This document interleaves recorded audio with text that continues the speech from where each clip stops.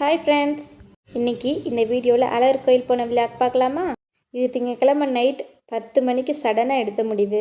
அதனால் செவ்வாய்க்கிழமை காலையில் வெள்ளனை 2:30க்கெல்லாம் எந்திரிச்சு வேலையை பார்க்கலான்னு முடிவு பண்ணியிருந்தேன்.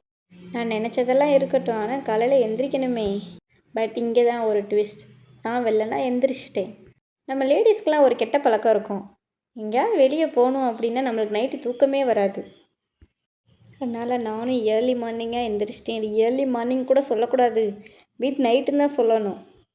எழுந்திரிச்சு போர்வை, தலகாணி உரை, சோஃபா கவர் எல்லாத்தையும் மிஷினில் போட்டுட்டு வீடு துடைக்க ஆரம்பிச்சிட்டேன்.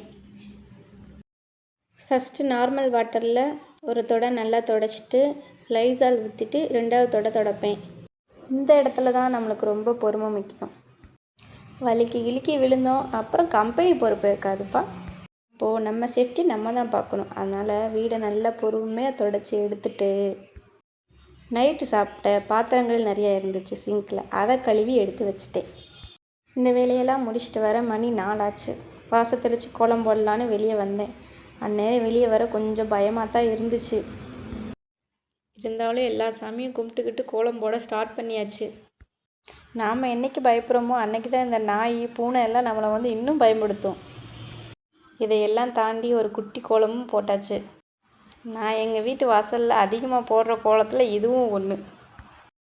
நம்ம வீட்டு வாசலில் இப்போதைக்கு கோலம் பெருசாக போட முடியாது, ஏன்னா வீட்டு வாசல் முன்னாடியே ஒரு கார் நிற்கும். ஸோ குட்டி கோலம் தான் போட்டேன். கோலம் எப்படி இருந்துச்சுன்றதை கமெண்டில் சொல்லுங்கள். அப்போ தான் எனக்கு டெய்லியும் கோலம் போடுறதுக்கு கொஞ்சமாவது எண்ணெய் வரும். கோலத்துக்கு அங்கங்கே கொடுக்க வேண்டிய பட்டி டிங்கரிங்லாம் பார்த்து கோலத்தையும் ஃபினிஷ் பண்ணியாச்சு. இன்னும் அவ்வளோதான், வீட்டு வேலையெல்லாம் முடிச்சாச்சு. இன்னும் நாங்கள் பாப்பா மாமா எல்லோரும் கிளம்ப வேண்டியது தான் வேலை. எல்லோரும் கிளம்பி 6:30க்கெல்லாம் வீட்டிலேருந்து கிளம்பிட்டோம். அழகர் கோயிலுக்கும் வந்தாச்சு.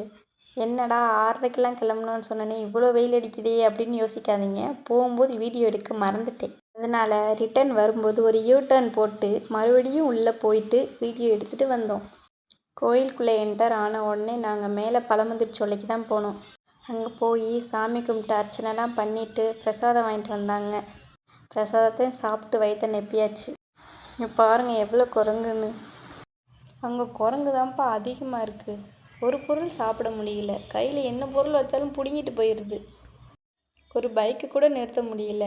நிறுத்தின உடனே பவுச்சை திறந்து உள்ளுக்குள்ளே என்ன இருக்குது அப்படின்னு தான் பார்க்குது. ஆனால் பாவம் ஒருத்தவங்களோட பவுச்சை கடிச்சிருச்சு. ஆனால் இதில் குஷியே என் மகளுக்கு தான். அவள் குரங்கை பார்க்கும் போதெல்லாம் அம்மா குரங்கு அம்மா குரங்கு அப்படின்னுவா. அவங்க அப்பா இதுதான் சாக்குன்னு, அம்மா குரங்குன்னு உனக்கு இப்போ தான் தெரியுமா, எனக்கு அப்போவே தெரியும்டா அப்படின்னுவார். அவ்வளோதான், மலையிலேருந்து கீழே இறங்கி கீழே 18ஆம் படி கருப்பசாமியையும் அழகு மலையானையும் கும்பிடலாம் அப்படின்னு கீழே வந்தோம். இவங்கெல்லாம் ஓடுறத பார்த்தீங்களா? அன்றைக்கி சரியான சூடு, எனக்கு காலெல்லாம் பொத்து போச்சு. இந்த மேப்பை பாருங்கள், இதுதான் அழகர் கோயிலோட மேப்பு. அங்கே சாமியெல்லாம் கும்பிட்டுட்டு அர்ச்சனை பண்ணிவிட்டு பிரசாதமும் வாங்கி சாப்பிட்டுட்டு பின்னாடி இருக்க யானையை பார்க்க வந்துட்டோம். இந்த யானை நாங்கள் போனதுலேருந்து ஆடிக்கிட்டே தான் இருந்துச்சு. அப்படியே அங்கே கொஞ்சம் நேரம் உட்காந்துட்டு அப்படியே கிளம்பிட்டோம். மதியம் சாப்பாடு இங்கே அன்னதானம் போடுவாங்க, அங்கே சாப்பிட்லாமா இல்லை வெளியே போய் சாப்பிட்லாமான்னு ரொம்ப யோசிச்சுட்டே இருந்தோம். நாங்கள் கூட்டமாக தெரியுதா, அங்கனுக்குள்ளே தான் அன்னதானம் போட்டுட்ருந்தாங்க. கிட்ட வரைக்கும் போயிட்டோம், ஆனால் ரொம்ப கூட்டமாக இருந்துச்சு அப்படின்னு சொல்லிட்டு பாப்பாங்களை வச்சு சாப்பிட முடியாது அப்படின்றனால வந்துட்டோம். ஆனால் அந்நேரம் அந்த சூடில் செருப்பு இல்லாமல் நடக்கவே முடியல. அங்கே ஒயிட் லைன் போட்டிருக்காங்க, இருந்தாலும் சூடாக தான் இருக்குது. அவ்வளோதான், பொரியெல்லாம் வாங்கிட்டு நாங்களும் வீட்டுக்கு கிளம்பிட்டோம். வர்ற வழியில் சபரிஸ் ஹோட்டலில் தான் வெஜ் மீல்ஸ் சாப்பிட்டோம். மதுரைக்கு வந்தால் அதிகமாக சபரிஸ் ஹோட்டலில் தான் சாப்பிட்ருக்கோம்.